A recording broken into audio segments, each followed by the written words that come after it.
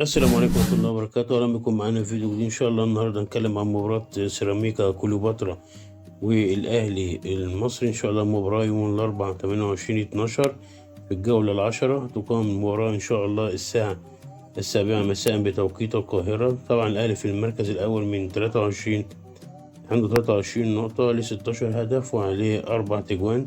الأهلي جاي من تعادل مع سموحة 0-0 زيه زي الزمالك في الجولة اللي فاتت، برضه من الزمالك اتعادل مع المقاولين 0-0. معرفش، تحس الأهلي مترنح، الأهلي مش في مستواه خالص.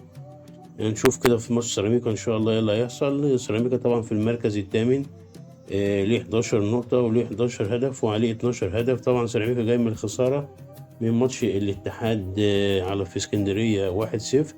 إن شاء الله نتوقعها مباراة جامدة. فريق سيراميكا فريق رزل، لعل عسى ربنا يكرم إن شاء الله كده وتكون مباراة جميلة. وده كل ما لدينا في الفيديو. السلام عليكم ورحمة الله وبركاته.